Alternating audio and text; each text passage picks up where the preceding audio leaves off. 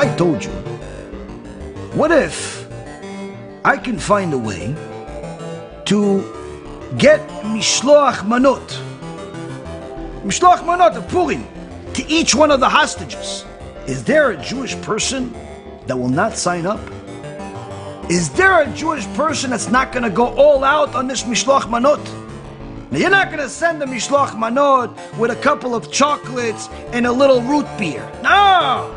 You're going to send them a whole barbecue machine with the steaks inside broiling. $3,000, Rabbi, no problem. You're going to get to the hostages? No problem. Can I give more than two, Rabbi? I say, fine, you can give more than two, but not too much. Before you know it, you raised $100 million in Mishloach Manot. Why? It's going to the hostages. Now, I'm here to tell you that even for those that like to help poor people more than they like to publicize Torah, there's an example that will show you that even that, if we're not investing in Torah, we won't have the merit and the ability and the know-how to invest properly even to help poor people. What's the example? Right now, everyone that's Jewish is aware of the fact that we are in a war, not only in a war in Gaza, but different parts of the Middle East, different parts of the world, some on the battlefield, some on the technological end, some on the political end. There's a war against Am Yisrael. Anti-Semitism is openly acceptable everywhere across the board. Now, there is a war. But the part of the war that hurts everyone, that still has a Jewish heart, or is close to the Jewish people, is the hostages. The hostages that the Ishmaelim, Yimach Shimam V'Zichram, took, raped, murdered, and whoever's still left, the hostages they still have. Everyone thinks about the hostages and it breaks their heart. Now, if I told you, what if I can find a way to get Mishloach Manot of Purim to each one of the hostages in Gaza, over there? Which one of you is going to sign up? Is there a Jewish person that will not sign up? Is there a Jewish person that's not going to go all out on this Mishloach Manot? Now, you're not going to send a Mishloach Manot with a couple of chocolates and a little root beer. No! You're going to send them a whole barbecue machine with the steaks inside broiling. You're going to put some pita in there. You put hummus. You put matbucha. You put Sephardi food, Ashkenazi food. You're going to put Yemenite food. You're going to put every food under the sun, and you're going to make sure to give it in every variety of kashrut. Maybe it's Edat Charidit. Maybe it's matbuch. Maybe it's the OU, whatever it is. You're going to make sure that the kashrut is not a problem. The type of food, not a problem. What, he has celiac maybe? We'll give him gluten-free. What, he likes the meat only? We'll give him every type of meat. He likes, what does he like? He likes the stuff that's fattening. We'll give him some candy. We'll give him some chocolates. We'll give him some cheese. We'll give him some this. We'll give him some that. Each Mishloach Manot is going to be an investment and a half. If it costs you less than $1,500 a person, I'd be surprised. And that's just for one, that's just for you. Imagine, you have to do two of them. $3,000, Rabbi, no problem. You're going to get to the hostages? No problem. Can I give more than two, Rabbi? I say, fine, you can give more than two, but not too much. Oh, can I give 10? What? Not 10. I just, 2. 10, Rabbi. Can you do me a favor? I want 10 hostages. I want to give my Mishloach Manot $1,500 at a clip for 10 people. Can I do it? All right, fine. Before you know it, he's got 1,000 Mishloach Manot. Oh, I told you 10 maximum. He goes, no, 10 for me, but I brought my friends. What, your friends also want to give Mishloach Manot? Yeah. What, they're doing the same thing? No, they did a little bit more. Each one, $2,000, $3,000, $4,000 Mishloach Manot. Before you know it, you raised $100 million in Mishloach Manot. Why? It's going to the hostages. It's going to the hostages, Ribono Shel Olam. Well, you don't want them to have Mishloach Manot, Rabbi? Get them you got the connections. Go to Gaza, right? You're going to give them the Mishloach Manot. Before you know it, you raised $1 million, $2 million, $5 million, $500 million to go to the hostages. To give Mishloach Manot.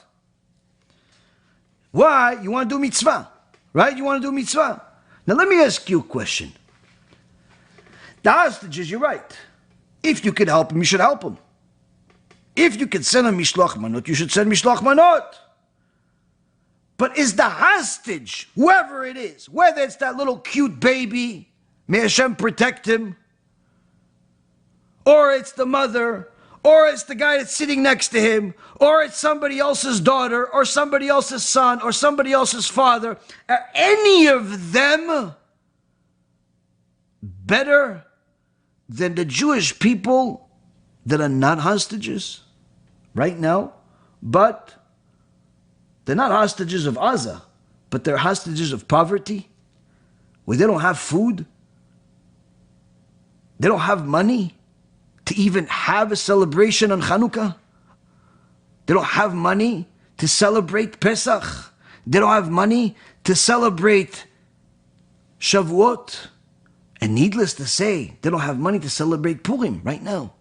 They don't have money. They're not hostages of the Ishmaelim. They're hostages of our stinginess and our selective giving. We're going to give things that are close to our heart. When you give to things that are close to your heart, you're giving things that are sometimes far from a Kadosh Baruch Hu's desire. There are literally endless amount of people that we can help right now in Eretz Yisrael.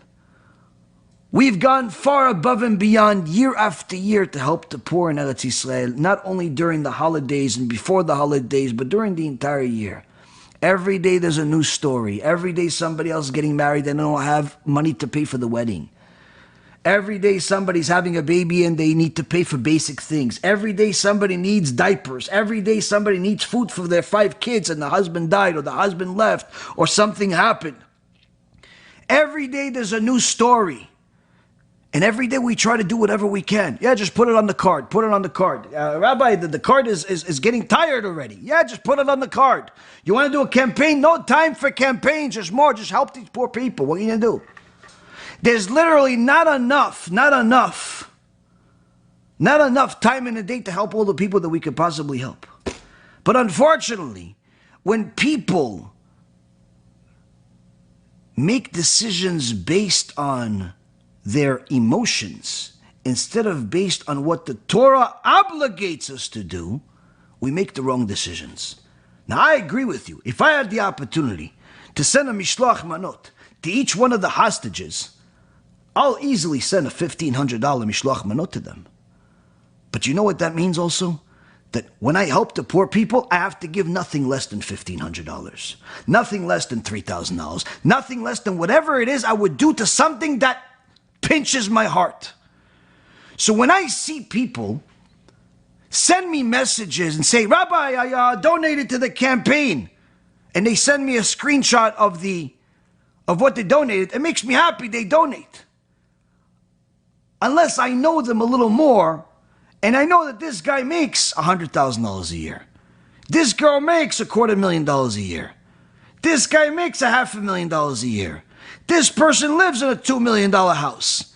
And they show me some receipt of some $50 donation or $100 or $200. And I say to myself, would they give the same amount if I told them, let's give it to the hostages? I bet you not. Now, they're not bad people, because obviously if they're giving, they're decent people. You're all decent people. We're all decent people if we're giving, if we're learning. We're all decent people. We're not trying to do anything bad. But the problem is that we're ignorant of the Torah. We're clueless of the Torah. And therefore, many times we make decisions based on emotions and not based on what the Torah obligates us. That's why, Rabotai, when Yeshua ben Nun heard that the malach is there in the name of a Torah because there's no Torah being learned right there and then. He didn't need any further explanation.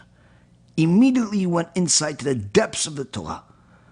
And that's why Yeshua ben Nun had the blessing to conquer 31 different nations.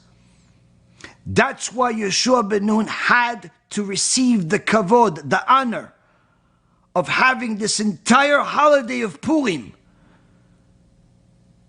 decided based on his time, what he saw, what he did. If there was a walled city, the holiday's on this day. If it's not a walled city at the time of Yeshua ben Nun, it's on a different day. Why? Because the only reason why HaKadosh Baruch Hu gave us the land of Israel is because of the Torah. Is because of the dedication of the Torah. Not just picking up a Sefer Torah and kissing it, but rather listening and living by the words inside it. Not just saying we know the story of the written Torah, but living by the rules and the depth of the oral Torah. When a person simply decides to dedicate themselves to the Torah, that means emotions, garbage. HaKadosh Baruch Hu's will, that's what's going to make my decisions.